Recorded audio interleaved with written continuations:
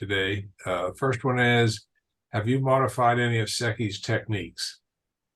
I assume that refers to me. The basic answer is no. I've changed how I teach them, some of them. I found better ways to teach them, either through experience or from students who've come up with better ways of teaching a technique. But the techniques themselves, probably not.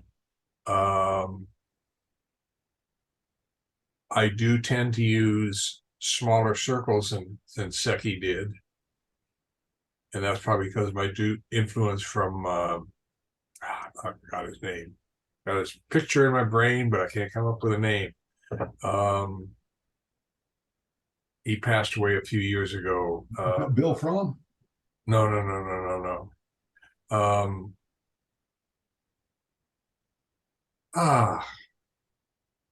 He did a small circle theory. I can't think of his name. Wally J. Wally J. Yeah. Yes. Yeah. His book influenced me, and because some of the techniques Seki taught were done in really big circles, and I don't know whether he did that just to make it easier for students to see what was going on, or because that's the way he learned them, and that's the way he taught them. Interesting. But anyway, that's basically it. I know there's a densho with 850 plus some odd techniques, and most of those, if you look through them, many of them are variations of basic techniques, and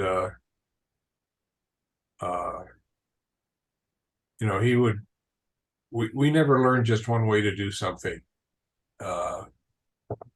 He was kind of like an endless reservoir of different ways to do the same techniques. And that frustrates my students as well, because they're looking, I think this is more important with newer students. They want to find the one way to do a technique. And if you show it slightly different, it really messes with their brains. And it confuses them, and that's hard. That's hard for me to just stick with one variation, because sometimes if I see they're really having problems with one way of doing a technique, I'll say, well, why don't you try this? And sometimes it works, sometimes it doesn't. But that's, he just gave us a lot of variations. And the variations do confuse students, because they're looking for, they're looking for the right way to do things. And somehow in our way of thinking, there's only one way to do something right. And you have to ask, well, maybe there are other ways. Maybe there's more than one way of doing something right. That's a good philosophical question. And I can't even answer that one. But that's that I think is the problem, is that we all want to have the right way to do something, and sometimes there's more than one right way to do something. So that's the best response I can give to that, unless anybody has any other questions or concerns. Or have you judged added the combination? Have Seki taught you one technique and then varied the combinations? Are the combinations also all from Seki the same? I'm sorry, I did not follow you, Joni. Yeah, there's always one technique. That's one way to do one technique. But have you varied the combinations of the techniques, the steps? If you make a wrist lock and a throw, have you tried to make a different wrist lock and then the same throw, or the same wrist lock and a different throw? Or have you exactly done the sequences also as same as Seki taught? Yeah, I think what happens is we tend, and I did initially, and it took me many years to get over that. I used to think that each different variation was a different technique. And so when I teach a Teinagi or hand throw for green belt, that was the technique or the variation that they should use for the green belt. By the time they were at brown belt, they probably knew at least 3 or 4 different ways of doing a Teinagi. And they recognize them all as Teinagi, even though they're called Teinagi, even though maybe 3 or 4 or more ways to do it. And that is frustrating to some systems, because they will actually give names to all these different variations. And to me, that can drive you nuts. I mean, to me, as long as the core, the core execution of the technique is identical, how you get there and what you do those are the variations. And I've seen some students get into legitimate techniques in the most insane ways. And what I'll usually say to them is, if it works for them, I usually say to them, I want you to teach this technique to the class. And if most of the people, even upper belts, they may be a purple belt, I don't care what their rank is. If they've got a different way of doing something that works, I want everyone to know about it. So they may end up teaching the entire class, including black belts. And if the technique works for a majority of the people, then the technique has validity. If it only works for the person that's teaching it, or then it's something else. It's their personal quote unquote technique. Because you just can't you can't keep track of all the variations. And that's, for some people, that's very frustrating. And it's pretty funny, because when I have studied Hokutori Jujitsu, a different style in my youth, and then I started to study also Budoshin Jujitsu, I see the techniques are pretty much the same, but how they are put together can be a bit different. Yes. You can make all, if you have the basic throws, they're all the same. The basic hand locks are all the same. The finishing is all the same, but there can be difference in the way they are used. Maybe you are making a different hand lock to a different throw, but the core techniques are basically all the same. It's just funny to see that when you have studied other style, you can easily see that it's the same techniques, but you can combine them in different ways, and they could still work. That's what I observed through studying 2 styles. Yeah, and I'll agree with you. I think, and this is one of the niceties, particularly of traditional jiu-jitsu. You can put a bunch of black belts, and I've said this before, you can put a bunch of black belts together.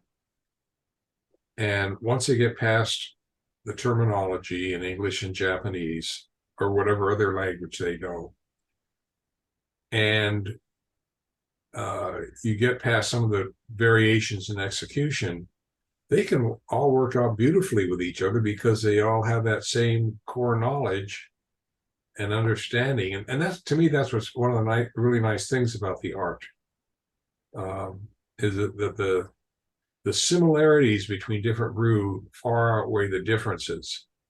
And so it's easy for brown and black belts to get together and practice regardless of their style, as long as they're considerate of each other.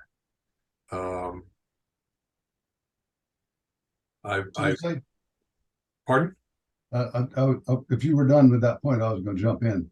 Yeah, I mean, I have one jiu-jitsu dojo where I simply did not allow their participants into the dojo, because they had very little regard for the safety of their ukes. And to me, that was an instructor issue, and we talked about it, but it didn't go anywhere. So, my students come first.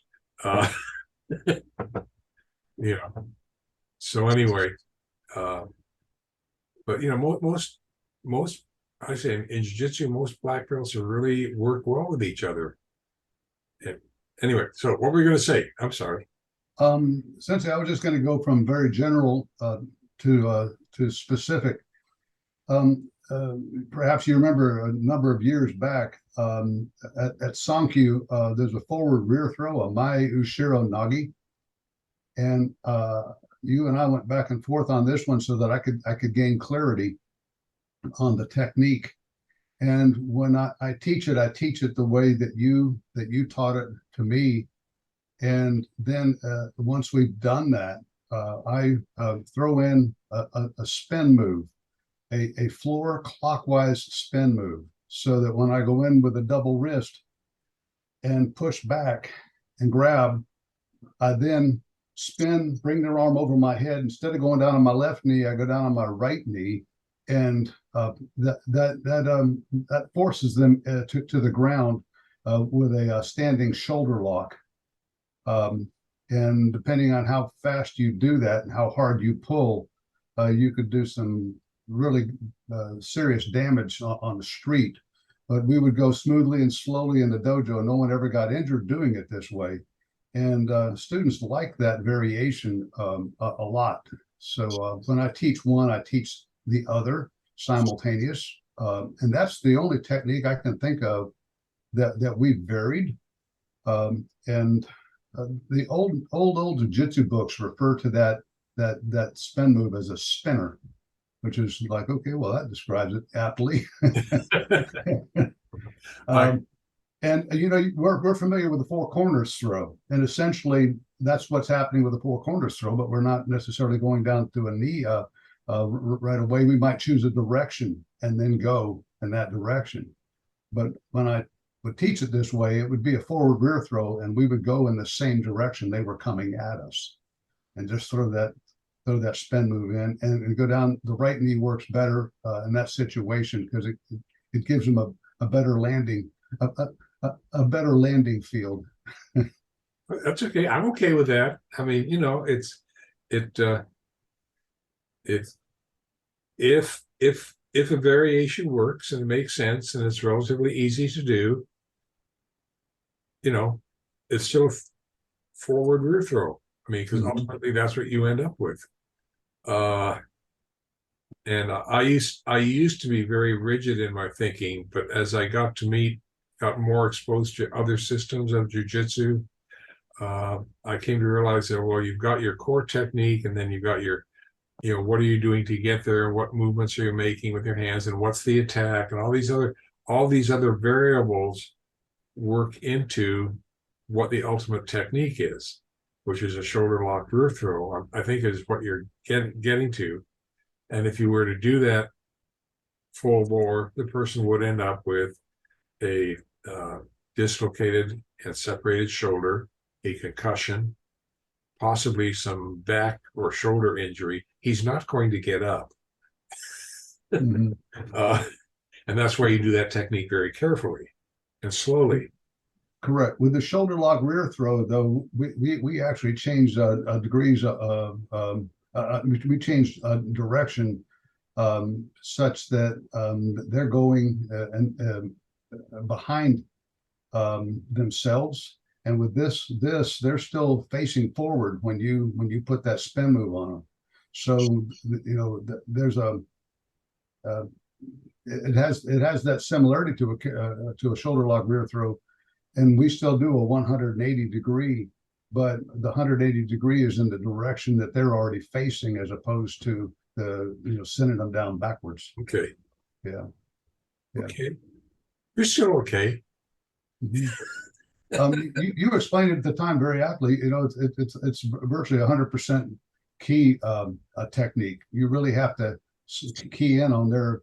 Oh, I'm sorry, I used that word two ways. But key in on their where they are with their balance to capitalize on that.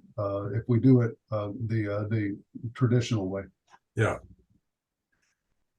Okay. Anyone else have any comments on this topic? Thoughts? Okay, let's go on to the second one. Tradition is an important concept in martial arts. And we all follow some traditions. Why do we do that? And why do we do that? Why do we follow certain traditions if they no longer serve any purpose?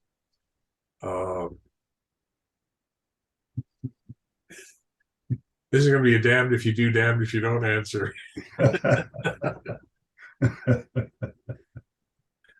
No safe answers here. I'm not touching it. Pardon?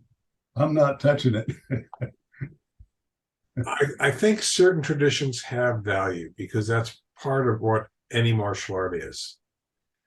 And as long as they're taught in or practiced in the proper context,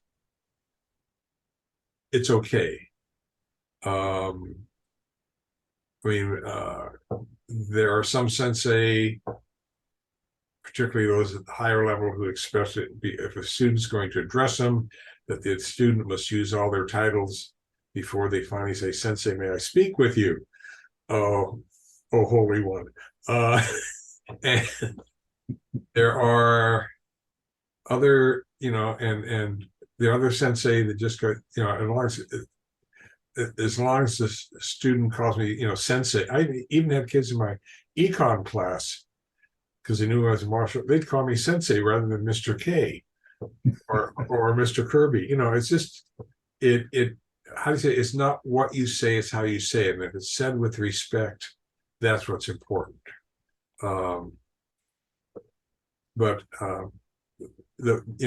So some sensei are very formal with their students.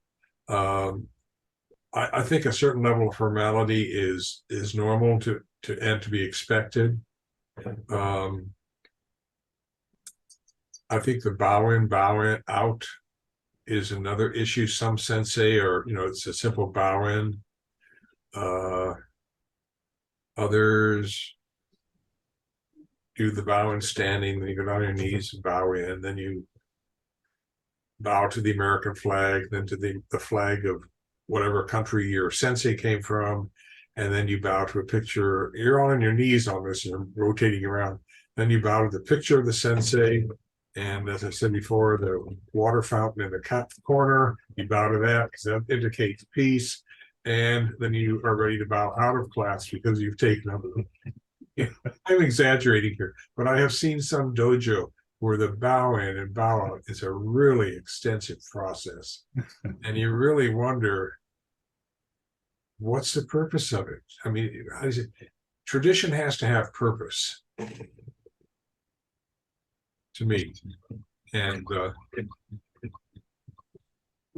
when I teach my own children in Jiu-Jitsu, I have thought that this bowing and tradition can be very hard discipline for small children. So I have added that after the bow we give each other a hug, and after that we continue training. So to take a bit of the harsh discipline away from Jiu-Jitsu to make it more friendly to my own children.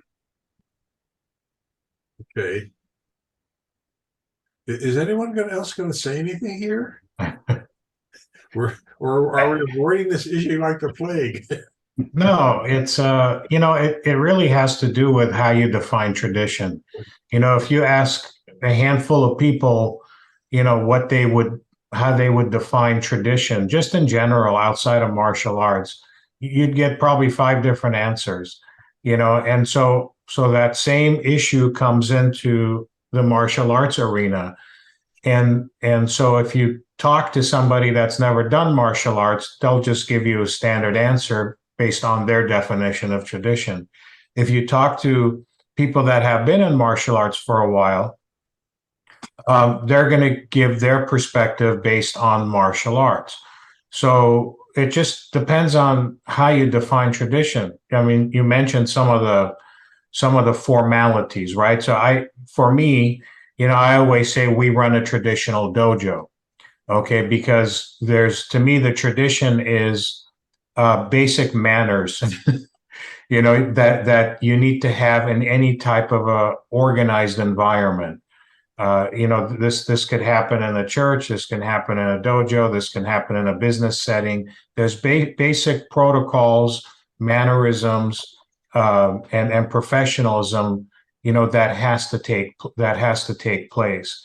It doesn't have to go back, 2,000 years, of the way people behave, but you have to have something, that you're going to build on. If you don't have that, then it's a different experience, because it's like a gym, right? You walk into a gym, you can kind of wear whatever you want within their dress code.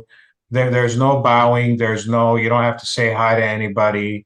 You just kind of go do what you need to do, and then you leave. And that's fine for, if that's how you want to do things, right?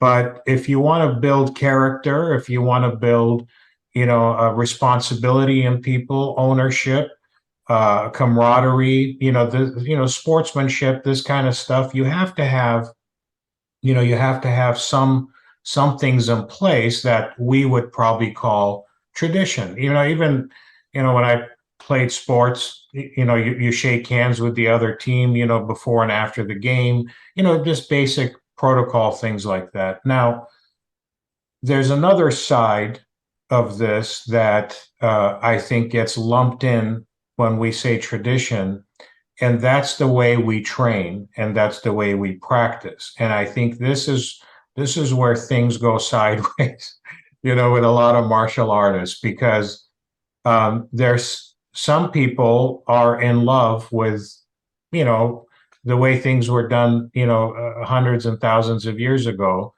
And that's, from a nostalgia perspective, that's fine, right? I mean, we still have like the Renaissance Fair and, all this where people get dressed up, reenactments, things like that. And that's great. Okay.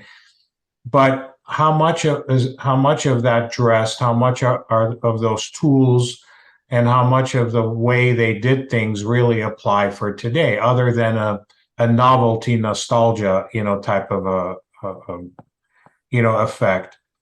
Probably a lot of it doesn't, but you still enjoy doing it, so you do it. So when somebody says, I have a traditional dojo, you have to kind of understand, are they talking about just the mannerisms and the respectfulness and all that? Or are they also talking about the way they train? So when I travel to Japan, you can see this dichotomy, right? Because a lot of the stuff that we are talking about and do comes from that culture. And you can go into some dojos that are literally still practicing, the way they did hundreds of years ago, from the way the classes run, the way they do the techniques, even their equipment. In Japanese, it's hajo undo, so they have like the kettlebell, type of stuff. Instead of, modern weights, they'll make something out of concrete and wood, because that's how they did it, with mud breaks and stuff like that a long time ago. And they believe that that's how it needs to be done, because that's how it was done, and it's sacrilege to change it. And you can go to other places where they're still wearing, a white gis, they bow and they do respect, but it's in a very much more modern setting, with modern tools. They're both traditional, but, one has everything else lumped into it, and the other one, doesn't.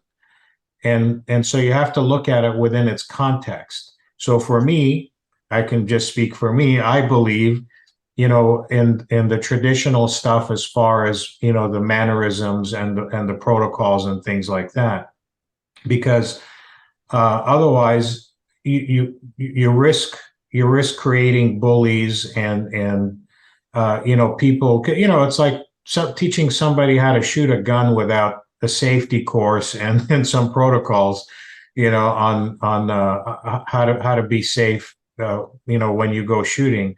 But I'm also a big believer in modern, tools, and a modern approach, for a society that we live in.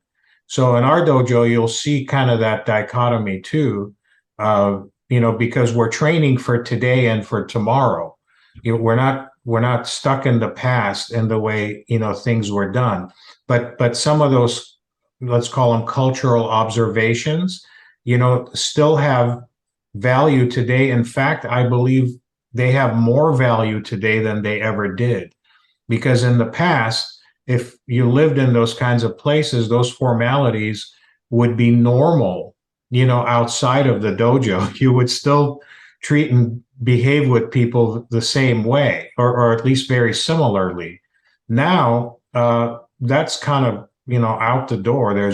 Seems like there's no common sense, there's no respect, nothing. So I think it's even more valuable to practice that in the dojo, because things that were done culturally and in people's homes and in schools are not being done today. So if we lose that, then you end up with, the old Einstein saying after the atomic bomb test, our technology has surpassed our humanity.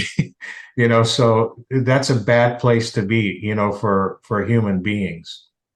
And I'll just, we're talking about the techniques. It's the same thing, how do you define a technique? Because you're trying to execute something in a scientific way. That's really what sets, martial arts apart, right? Is when you dive into it, it's very scientific. So if you understand the science of Kazushi, the science of push and pull and generating power and relaxation, the body mechanics, the mental focus, that's really ultimately what we're teaching. And the technique is the process of how to accomplish that. And if you watch like a judo match, it's a perfect example. Nobody really sets out to do a technique and keeps forcing that technique because that's the way they do it, in judo. It's fluid, so you may start with one technique in mind, but as you interact, depending on how the person changes, you're changing techniques on the fly, but you're still trying to accomplish the same thing. You're still trying to throw the person down or choke them or whatever it is. That never changes, or pin them. What changes is how you're going to go about doing that based on how the person is responding.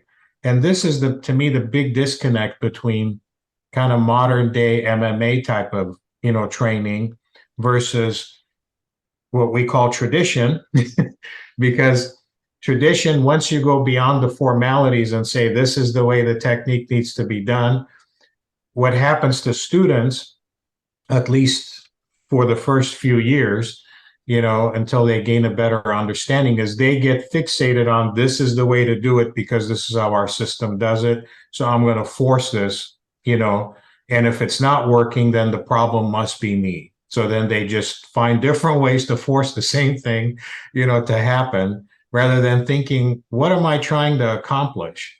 And if this technique isn't working, it doesn't mean the technique doesn't work. It just means the situation changed, so change with it, find another way to accomplish the same thing. So I think these two things are tied, the technique and the tradition. There you go. I think that was very, very good said from Chris. I also want the transition to stay in Jiu-Jitsu because I see it's a set of rules that learns the history of Jiu-Jitsu, and it's a way of being. But then again, if it's only discipline, the bowing, and if you run it like in a discipline matter the whole way through it, then it's not nice anymore. So just the way as a set of rules and as a set of history, I think it's very good. And I also want the transition to stay. But if it's only discipline, then I don't know if you watch Japan, they are very disciplined in their rules and their bowing and what you have to do, and you're not allowed to talk during training, and it's very set discipline. And I think that's maybe a bit too much. I think that was very good said, like Chris said, and introduced the tradition and the way of telling history. That's a more soft way of teaching the rules and the tradition in jiu-jitsu. That's also the way I want it to stay and how I want to teach it to children and everybody else. Okay, I'd like to go back to what Chris said about tradition here for a moment, and want to compliment you on your insight.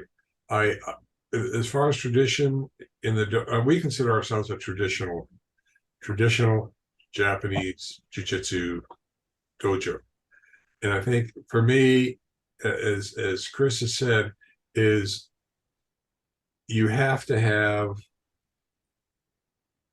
I'm trying to think of the term. There has to be an atmosphere of respect in the dojo. You as a sensei are setting up the atmosphere. You're setting up the environment. And you probably have gotten a lot of your ideas from your own sensei as to how a dojo should be run. And you may have updated some of them, but the traditional part is that I think we're trying to instill in our students a sense of a type of behavior where they're courteous to one another, where they're respectful of one another. And that can go back, yes, maybe the criteria for respect, don't speak back to your elders and all that other stuff was more valid a couple hundred years ago, or in some parts of the US, it's even valid today. But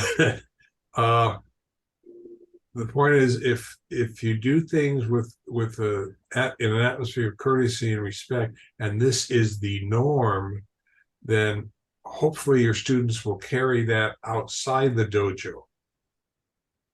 And that's what we're really after, because that avoids a lot of problems for people. If they simply, as Chris said, if we simply treat each other with courtesy and respect, it's amazing how much we can do together. And that I think to me is a traditional aspect.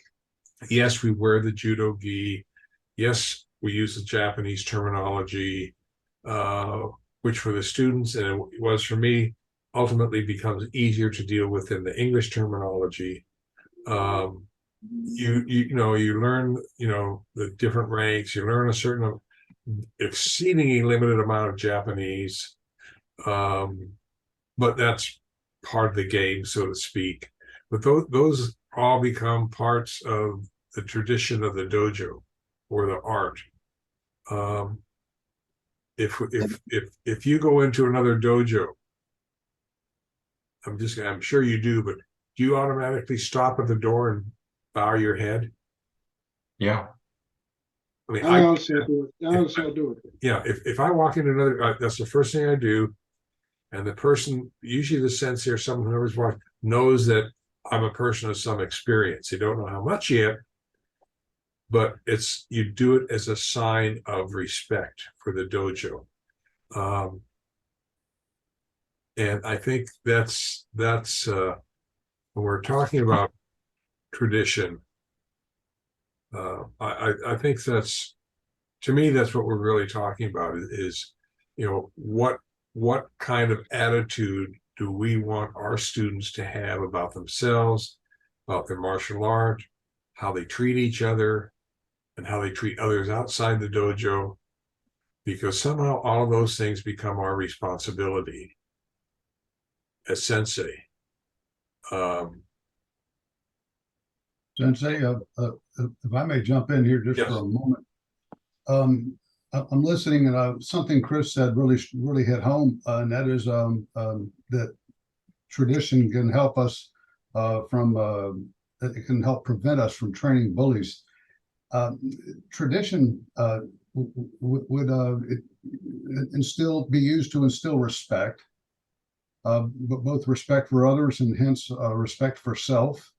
But in turn, then respect would instill in our students the all-important humility and integrity. And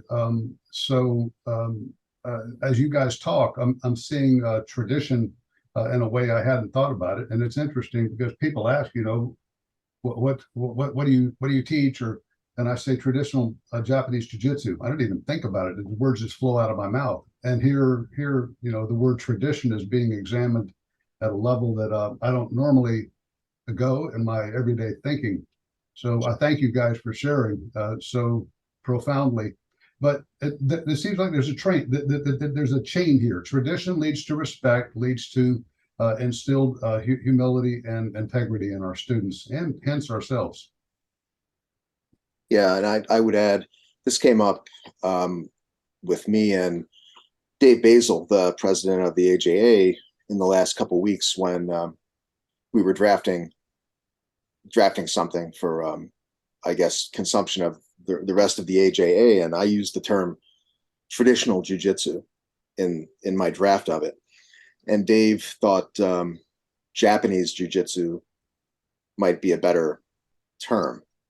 And I look back to our Constitution and other material that I guess originated, I guess, mostly with George and others. And the term classical is also used in the Constitution. The AJA is open to any dojo that teaches any classical Japanese jiu-jitsu. And it's a very complicated question, because to say Japanese jiu-jitsu, it seems like a handy way of trying to distinguish what we do from what everyone else thinks of outside the martial arts world when the word jiu-jitsu comes up, which is Brazilian jiu-jitsu. So traditional is a way of distinguishing what we do from that. But then the word traditional, I guess, I'm not sure exactly what Dave objected to or what he found better about the term Japanese. So there are all sorts of other synonyms with traditional. There's old school, classical, ancient. You'll hear all these terms that have slightly different shades of meaning. I would submit that the traditional is relative. I mean, in terms of the oldest forms of jiu-jitsu, that can mean thousands of years old, and that can be attached to the sense of etiquette and respect that we've been discussing. But also, if something's been founded like Aikido in the last 100 years, or Hapkido in the last 70 years, you might use traditional in a much more limited sense, that, well, this goes back to 50 years rather than 2,000 years. So it's all relative, and it's very contextual, it seems. I think when I came with the term traditional Japanese jiu-jitsu, I did want to clarify that, it came, well, I'm not going to say obviously, it came from Japan. It's the stand-up version, et cetera, et cetera. There are a lot of other analogies. I think some of the BJJ people are now going back to saying that it's a Japanese martial art. And I guess when push comes to shove, yes, it is the art itself, but how it's being done may not be. if you can understand the distinction, okay.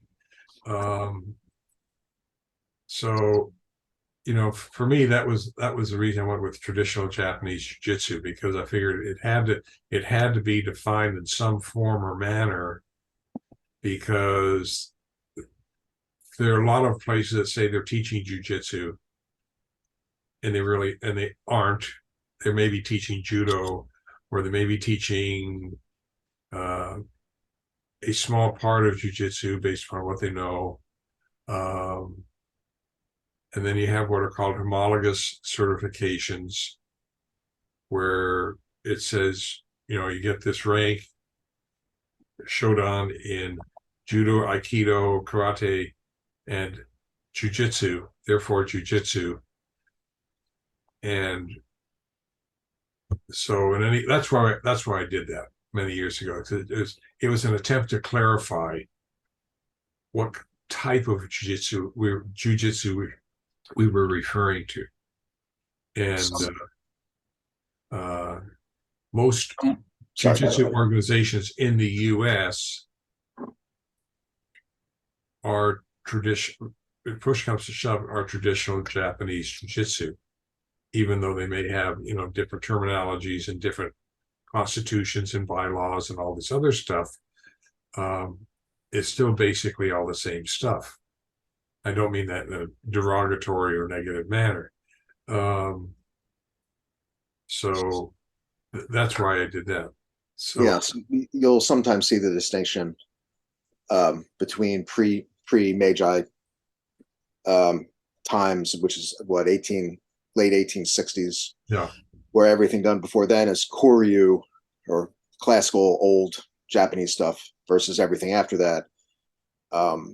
That's used in Japanese swordsmanship, which has been modernized a lot, so that you learn a set of kata that were developed mainly in the 20th century. But then after you get to a certain point, you start learning classical or Koryu forms, going back into the 19th century and earlier. And often the term classical or traditional starts adhering to that period, but it all seems really very contextual. It's a very broad term. right. Yeah, tradition. If you say traditional, it's a very broad term. That's I understand that, and so that's Sensei, if I may just clarify one other thing. sure. Our world has way too many Daves in it, and just to just to clarify, the Dave that Thomas Deneen was discussing this with was Dave Basil. Yes, sorry. I thought I said that. Yeah, definitely. Yeah. Right. Too many Daves, Toms, and Mikes, I guess. This is this is part of the problem that we have today, though, is things get lost over time. Jiu-jitsu, like other things, is a concept. It's basically it's basically highlighting a concept of receiving and being flexible and soft. So once we start, what happens is, everybody, even in the past, people taught it differently. I mean, this is how judo came about, right? Because Kano went around, to different jiu-jitsu, and they were all kind of doing it differently, and there was really no cohesion. So in the old days, it would just be Budo or Bujitsu in martial arts. These other names were concepts within the martial art, if that's what they were emphasizing, like jiu-jitsu. So it was just called martial arts or jiu-jitsu, but then somebody decides, I'm going to focus on this aspect of it. In the case of Brazilian jiu-jitsu, I'm going to focus more on the ground stuff. So then somebody asks them, what are you teaching? Jiu-jitsu. Well, but this looks different than that. So what would you, Sensei, kind of what happened with you, with Budoshin, right? Before that, it was just jiu-jitsu. So you come up with something to distinguish the way you do it, from the way, that you were taught or the way somebody else is doing it. Now you have Brazilian jiu-jitsu. Then you have small circle jiu-jitsu. You have Budoshin jiu-jitsu. Well, to the average person, what does any of that really mean? It only maybe means something to the people in martial arts, but to the average person that's just trying to learn self-defense and they heard jiu-jitsu is a good thing to study, where the heck do you start? It's so confusing. So when it comes to associations, I mean, to me, the important part is, what kind of people do you want in your association? Do you want them teaching some core techniques at a very minimum? Stand up, ground, weapons, whatever. Is that, I mean, maybe I would put that in there, that if you want to join, instead of thinking about traditional or Japanese or Brazilian or whatever, if you have some core requirements that should be taught at each member dojo, I would just list that, and have them say, yes, I teach this, I teach this, I teach this.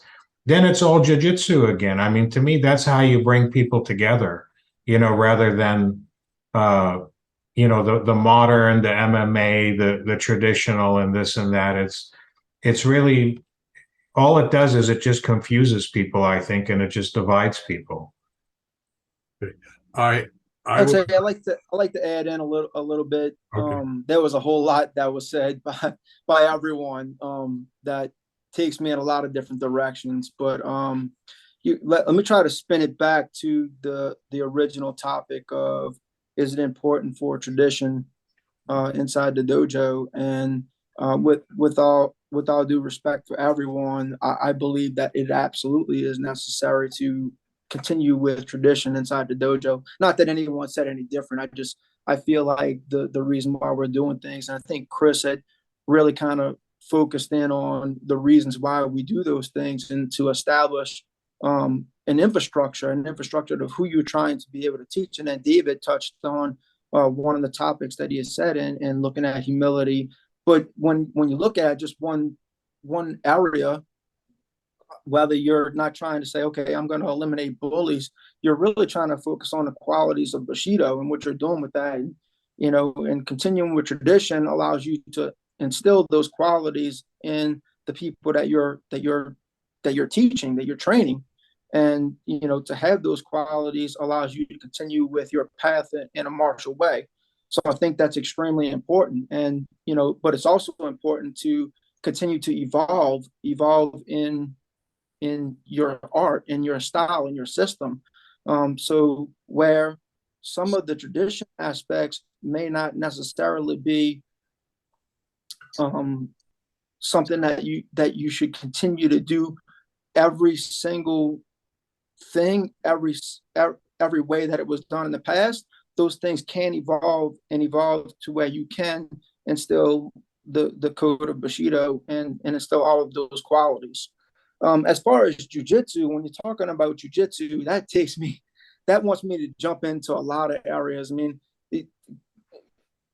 contrary to popular belief these days, and I'll refer to the Brazilian jiu-jitsu aspect, quote unquote.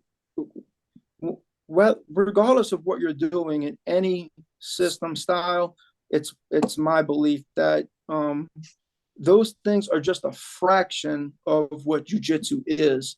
When you're talking about BJJ and you're saying, I'm going to do these things and I'm going to exclusively do those things on the floor, we do those things as well. We do them standing up, and we understand that the last place that we want to be in a real life situation is the floor. But in a sporting environment, that's a little bit different. You could do those things and get away with it. But if you're outside in the street, then that's the last place that you want to be in an effort to survive. But in the end result, whether you're doing BJJ, mixed martial arts, judo, and you're using jujitsu techniques, it's all jujitsu. And jujitsu meaning that jujitsu established in a traditional format, as Tom was saying, though that was established hundreds of years ago, if not thousands, and not that something that just came up 100 years ago or 65 years ago, as in Brazilian Jiu-Jitsu. Okay. Let me toss a couple cents in here to respond to what Chris said. And this may be of some value to you, Tom, Deneen. Decades ago, when we were setting up the AJA, we thought of having general belt requirements at some level as being as part of, conditions for membership. And we soon came to realize that because there were so many different styles of jiu-jitsu in the AJA, we couldn't get any consensus on what that requirement should be.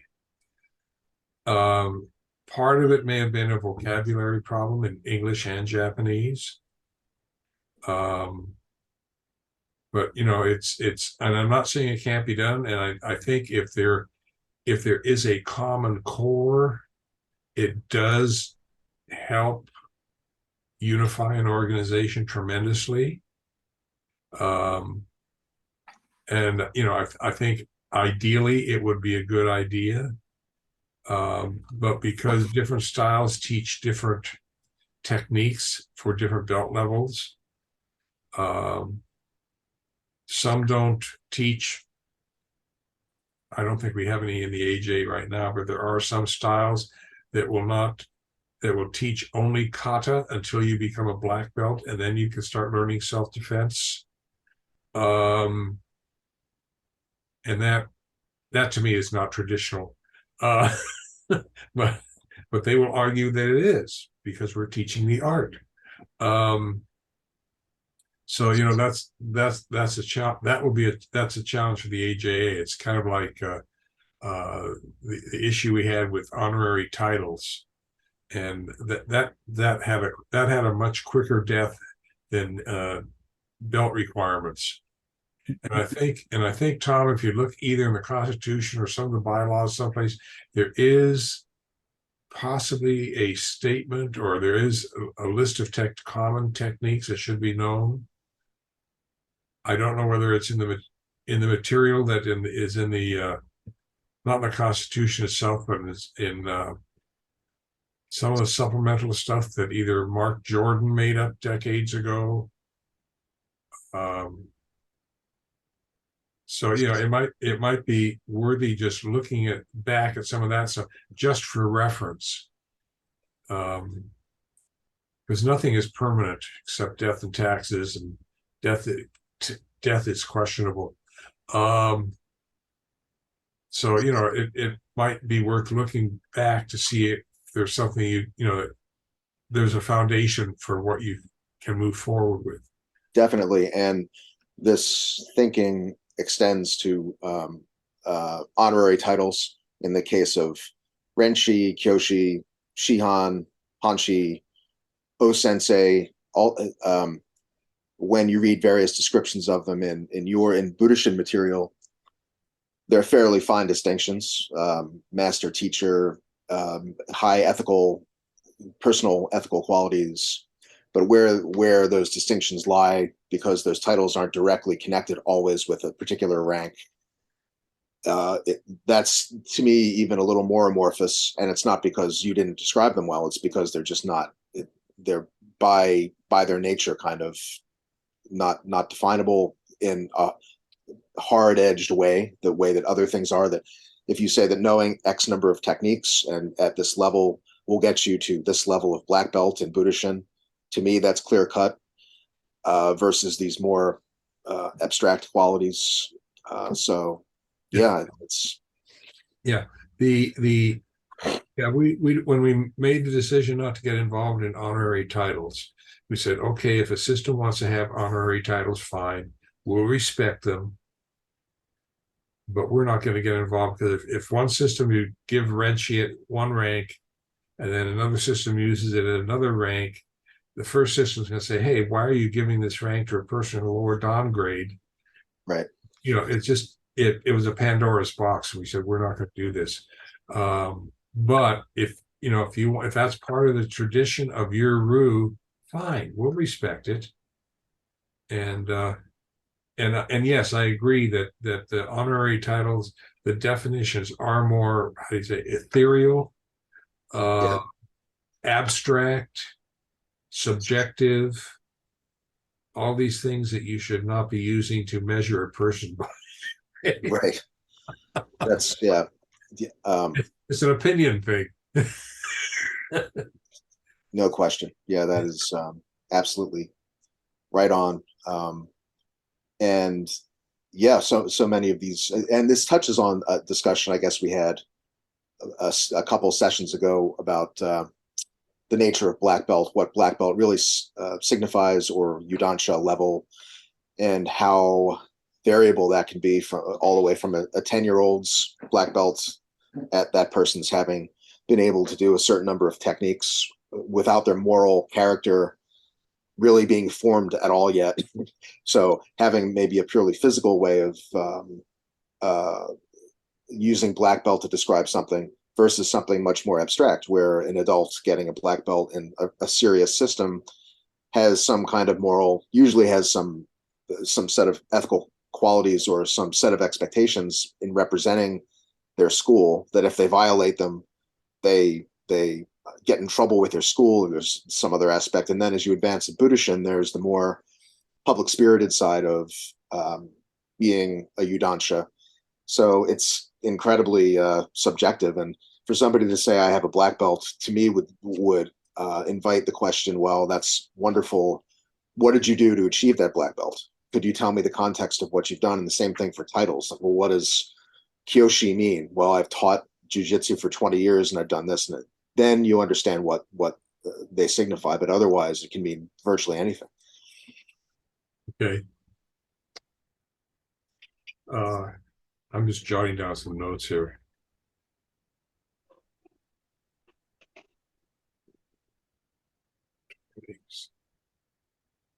Okay, anybody else want to add anything to this before we move on?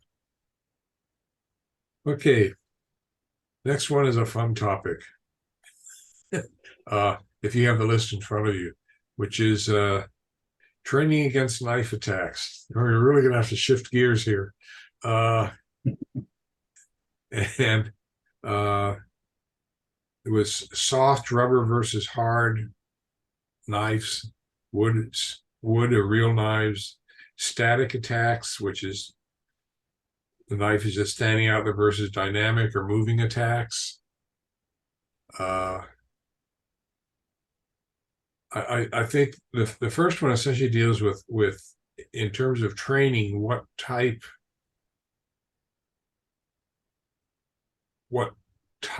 of knife are you using? We don't use rubber knives.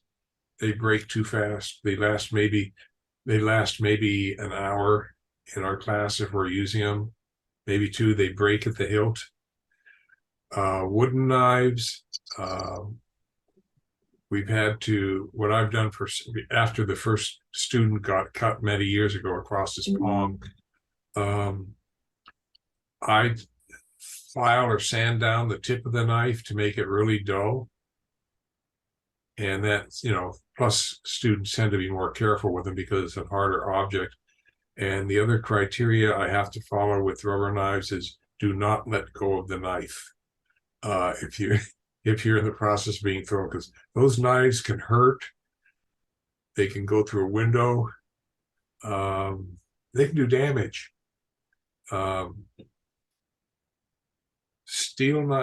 Metal knives, I have used them for demos, but I have always filed and sanded down the edge because I'm not totally stupid. And one of my black belts, Michael Language, has what's known as an electric knife, which actually will emit electric shocks. And it's a fantastic, you cannot use it around it. They're like $200-300 a piece. And if it touches you, if it's at its high level, if it touches you, it feels like a knife cut. I mean, you're going to know you've made contact with a knife. To that extent, it's very useful, but because it's an electronic device, it doesn't fare well in a randori situation. And very few students have done anything with it because of that. And those are the options. Anybody have any other variations on knives or any safety? I have a question. Precautions? Knives are very dangerous, but how many training hours do people think a jujutsuka needs before he can defend himself against a knife? Or is it a technique-wise, you learn the technique very good, and after you have learned it very good and execute it in training, then you are definitely a knife defender? But what do you think? Knives are dangerous. Is it an hour thing of jujutsu, or is it a technique-wise thing, or when are you ready to defend yourself against a knife? What are the criteria? I would say you are never ready to defend yourself against anything. But you deal with what comes at you, and training and experience determines your level of success. You may be able to do techniques perfectly in kata. And then what I said before, there are some styles of jiu-jitsu, they do beautiful kata. They practice it day in, day out, but they can't fight their way out of a wet paper bag. unless you have experience, whether, you know, we don't call it randori, we call it freestyle attacks, where you are constantly attacked by someone and you don't know how they're going to attack you, and they can use weapons. That's when you find out how well you can defend yourself against whatever attack comes at you. You have to assume with a knife attack that you will get cut. The question is, where are you going to get cut? And that's not a positive thing to say. And I've been threatened with a knife once as a public school teacher, not in the classroom, someone outside. And I just reacted because they did something stupid, and I picked up on it, which is they switched the knife from hand to hand to try to impress me. So it's, you know, you just hit the opposite hand and they can't catch it. But anyway, and then I followed that up with a palm strike to his chest, and it was over. He was on the ground. He had been sitting on a railing, so I knew he was going to be in an off-balance position anyway. But you don't know until you actually do whatever you do. If you're, you know, if a person threatens you with a knife, that's one thing. If, you know, they may or may, as someone told me afterwards, that person may not have wanted to actually get involved. He was just trying to threaten you. And I said, well, to me, that's irrelevant. I now recognize that perhaps there is a difference. But if I feel physically threatened, as I did at the time, I will do what I need to do, because I have an aversion to blood. Especially your own.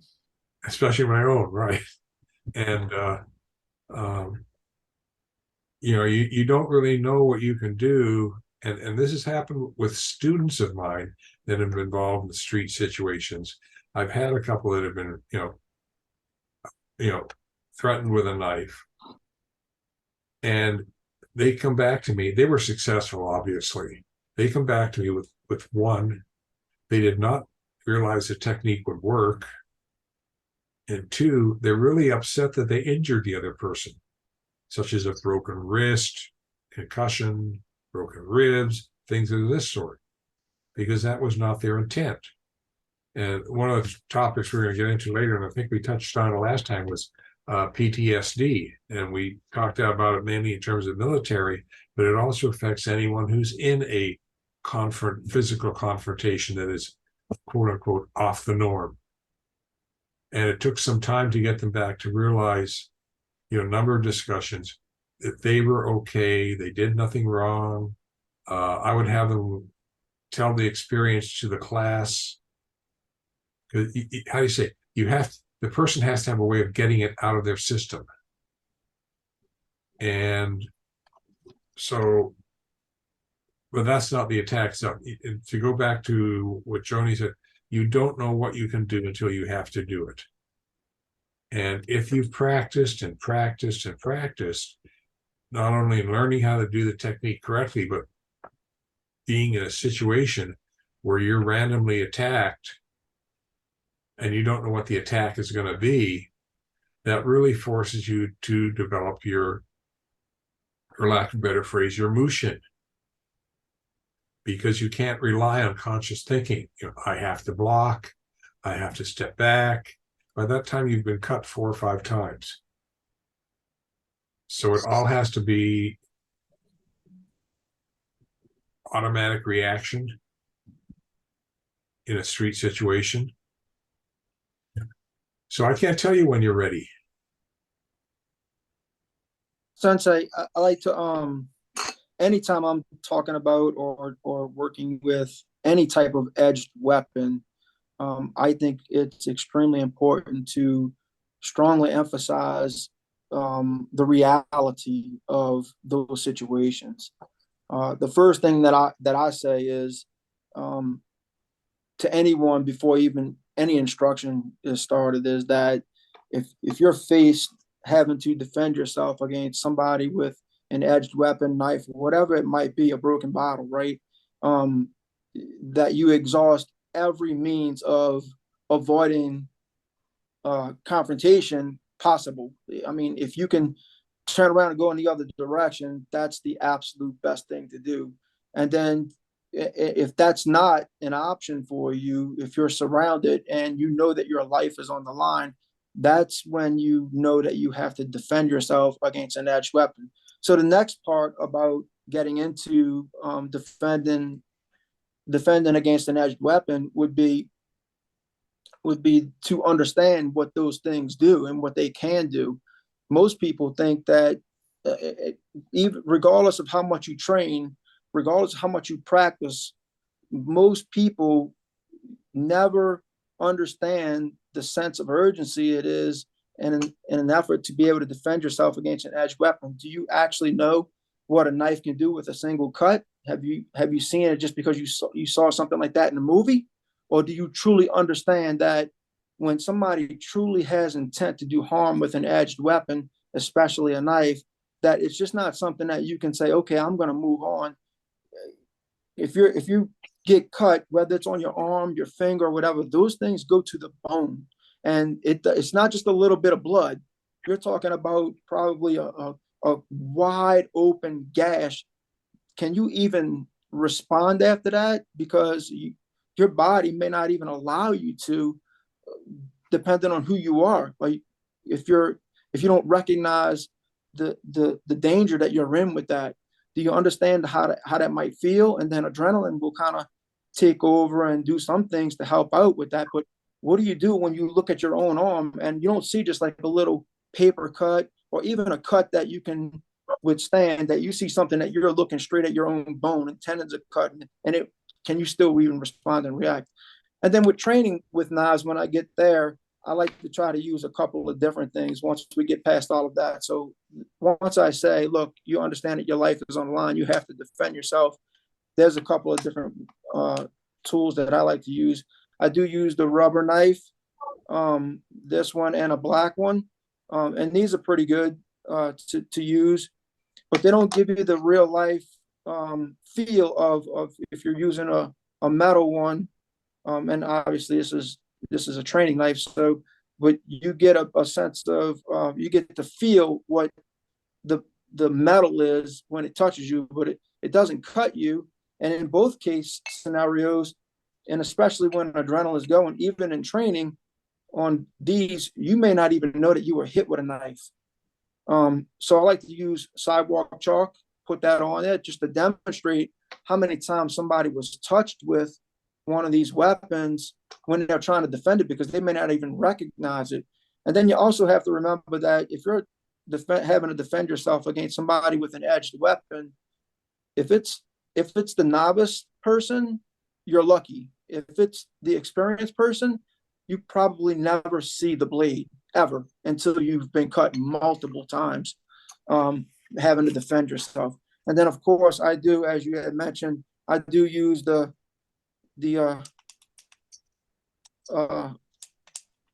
shock knife as well. You can smell flesh when it touches you as well. So the point is there's a lot of emphasis on the first thing first, and the only time that you truly should be defending yourself against any edged weapon is when you know that your life is absolutely on the line and you have exhausted every means of avoiding that conflict necessary first. Is there someone you can demonstrate that on around, Darren? Just well, kidding. I was with Francis over and he's back in Moorabbin, but if he were here, I would gladly be able to touch him up a little bit. Nice. Okay.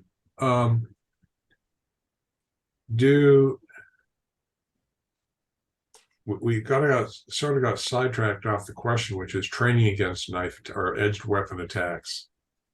And Darren, I'm going to have to, if you can send me an email, it's where you got the metal knife from. Yeah, because probably like to use that rather than a wooden knife, which is because it's more, it's more realistic. Yes, I will, Sensei. I'll Yeah. send it out to Yeah. everyone. Yes. And I'll make that available to everyone.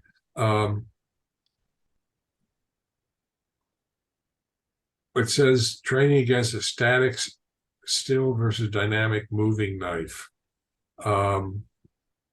One thing I want to add, when you train with knives in jiu-jitsu, you always show that you have the knife with you. I don't know if you have done that also. You can hide it in the gi and take it from the gi and then show you have it and then start fighting, because a knife is very easy to hide.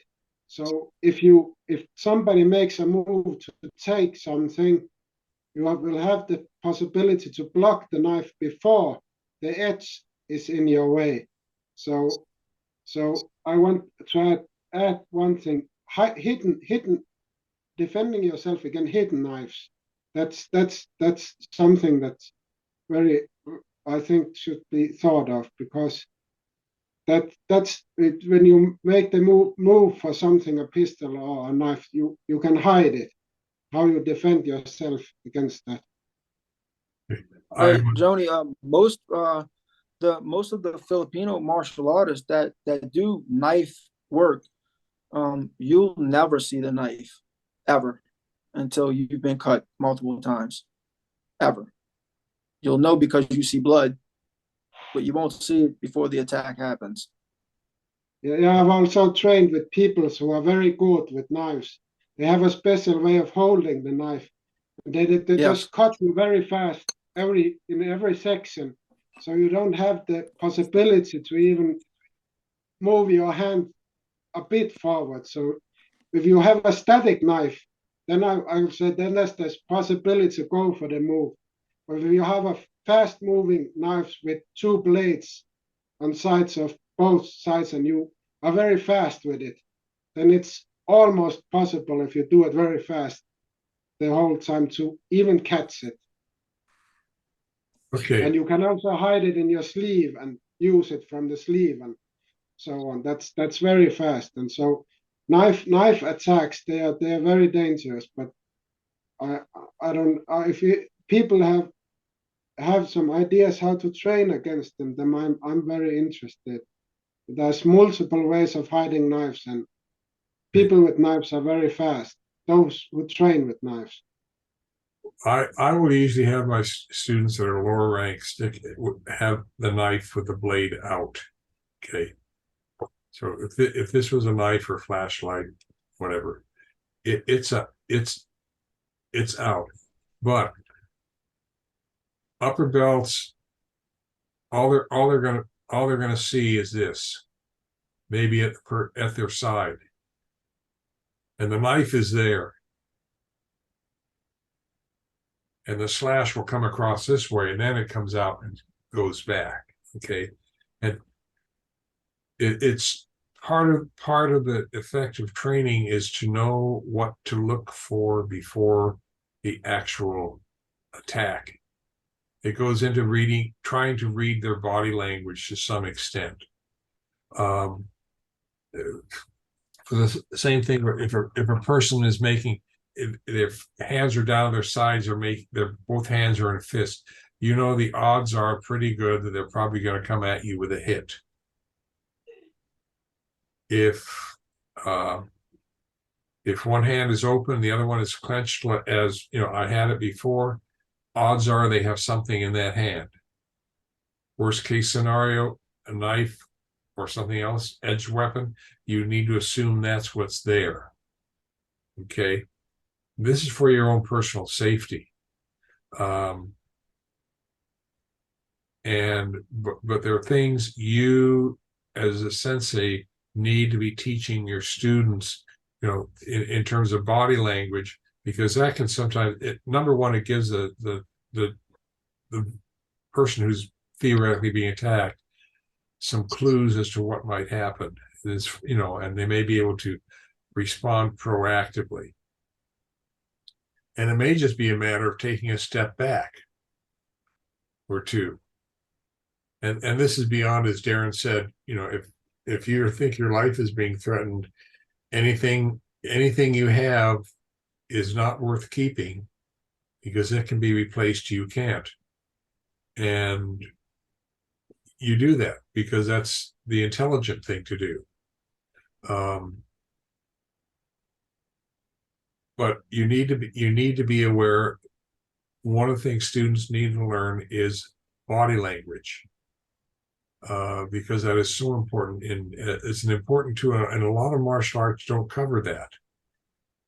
I think that was a good one, George, that body language. I had forget about that one. But yes, you can read a lot of body language. And Yeah. also if somebody is threatened or going for something. So yes. I mean, if their arms are crossed, they're in a pre-attack mode, possibly. If their hands are moving around and all this other, you know you're not going to get hit right away because they're too busy thinking about what they're going to say next. But you students need to become aware of body language and how to respond to it or protect themselves from what potentially might happen.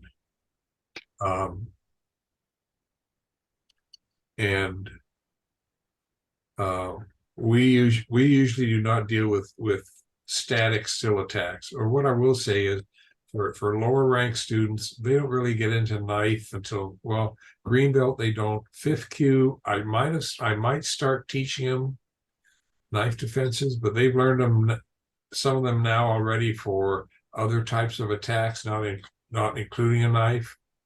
This is hand throw. I initially teach for a lapel grab.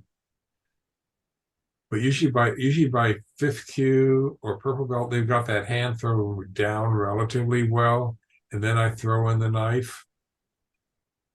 And that's another challenge for them. And what I'll usually say is, if you're the uke and you have the knife and you're doing a knife thrust or swipe, you do whatever you're going to do and then hold it there for 5 seconds. Just to give the student the time to organize in their mind what they need to do and respond. And as they get better, you cut down that time to the point where they either see your hand in this position at your side, or they see the weapon or whatever it is, they respond automatically. You don't need to give them 5 seconds or even 1 second.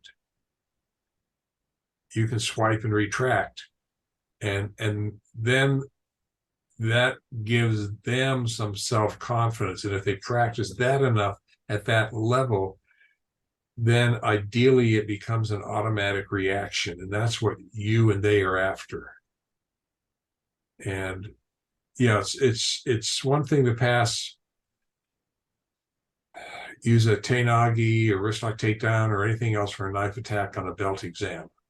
Okay, and they do it nicely, hunky-dory. But if they have to use it on the street, it's an entirely different matter. They have the skill. Do they have the training? I guess that's the question. And that goes back to the original question, which was that wasn't the original question. But so anything else we want to do with this topic, or? Okay, I'll just mention one thing real briefly.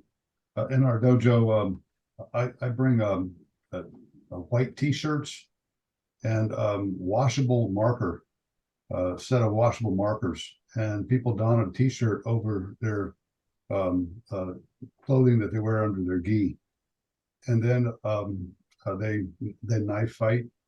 It's a very popular activity, but it also shows, when you see how much color is on each opponent's shirt, how debilitating, how injurious a knife can be. Here, the knife is just a washable magic marker. I come home, throw the t-shirts in the washer with a high-end detergent, and they're white as can be and ready to go again. We do that. I don't know. We've done it every probably 3 months, they ask for do it more often, but they enjoy the activity so much of competing with each other.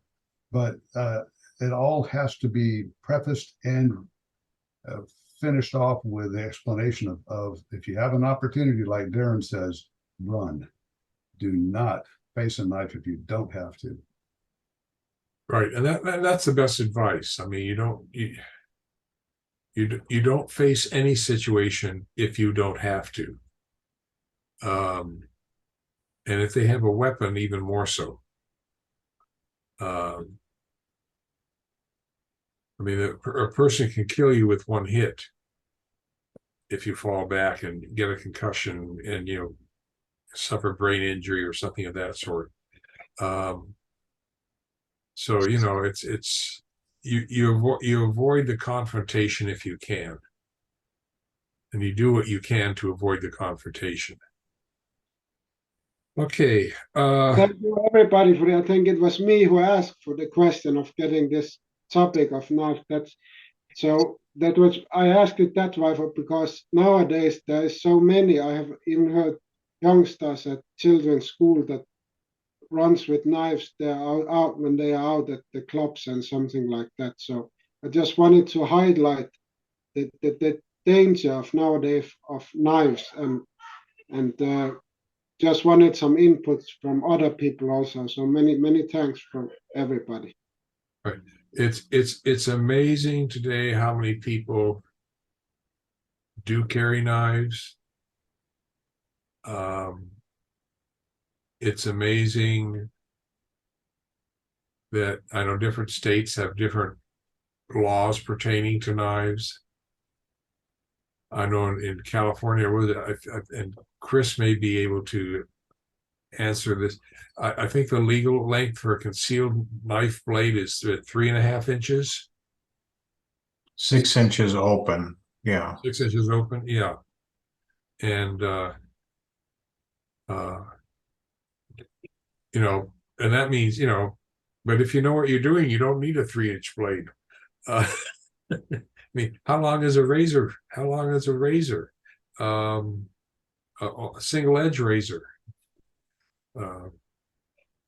So, you know,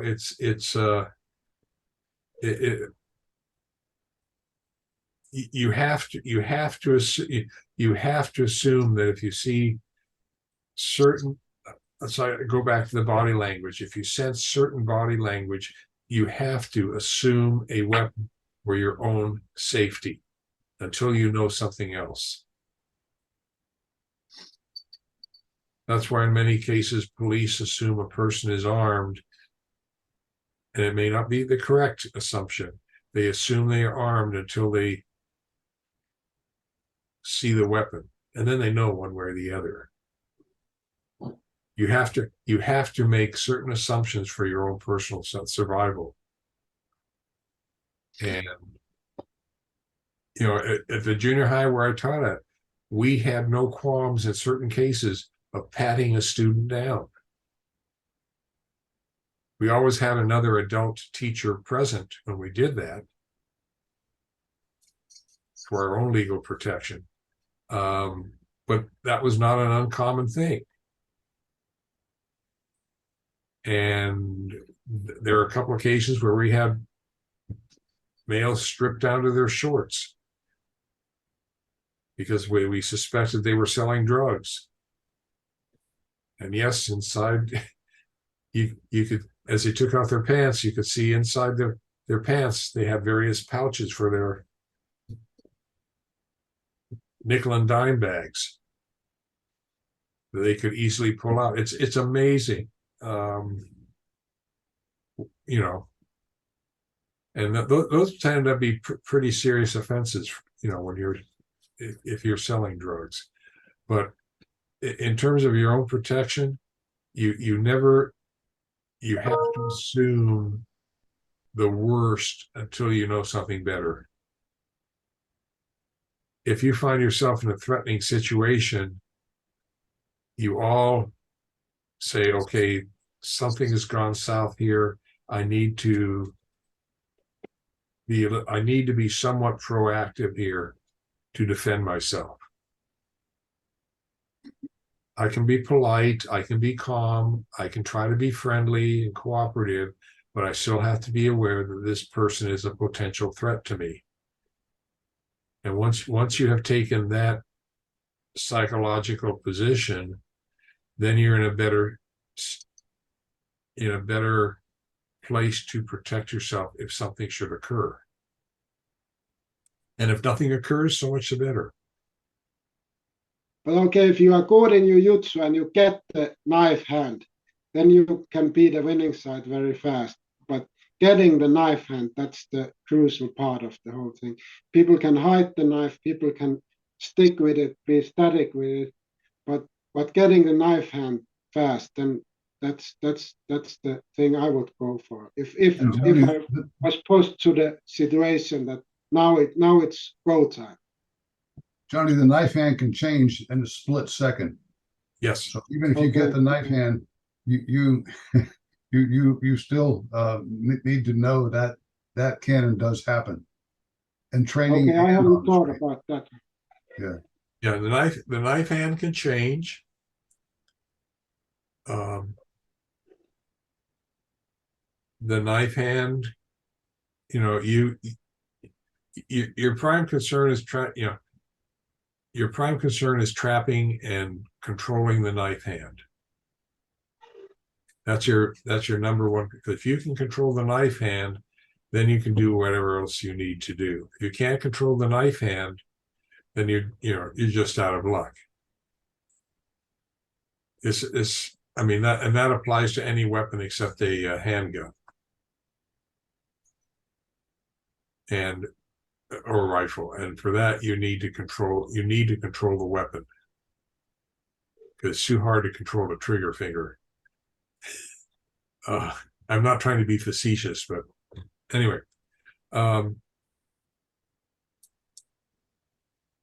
Our next topic would be dealing with a black belt.